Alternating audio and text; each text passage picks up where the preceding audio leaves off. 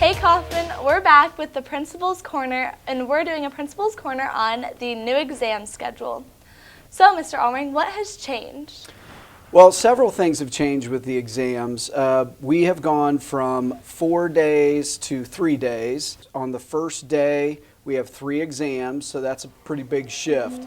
So we've shortened it to 3 days, give us more class time. Now, instead of 20% of your grade, it is only going to be 10% of your grade. Try to take some of that pressure off a little bit. The exams are the same, still comprehensive for the semester, a lot of information and studying, so forth, but the impact on if you do great or if you do poorly that day, if you just have a bad day, is not as great. Another change with the review times, there's really not a review time. It's 15 minutes or so. Some of them are 25 minutes depending on the schedule. You're going to have to be prepared when you walk in that day.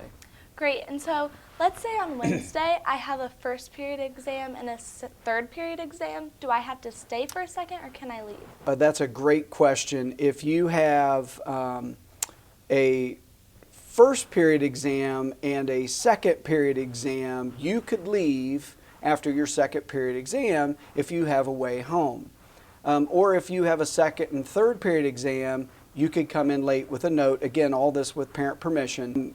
But if you don't have a second period exam, so you have a first and a third, you cannot leave and come back. You can come in late or leave early, but you can't come take an exam, leave school, and then come back. That's too much for us to track. There's too much liability with kids leaving and coming back, so we want to be safe too and keep that in mind.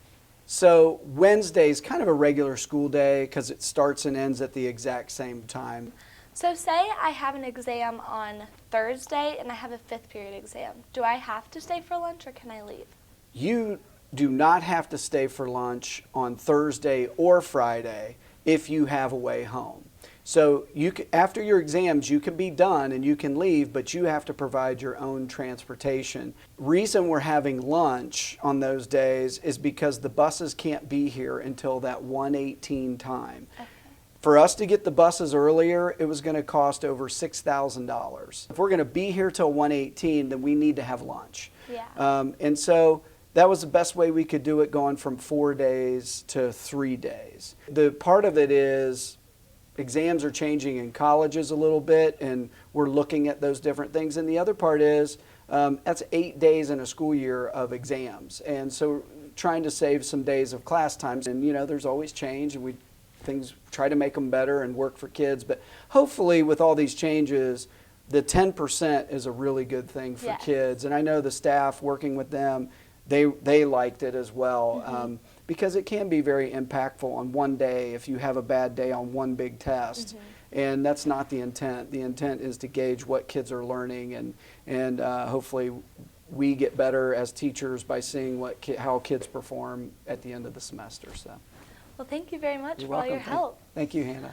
On our next Principal's Corner, we're going to have an Ask Ulring segment. So you can tweet all of your questions to 21st Century Rocks and hashtag Ask Ulring.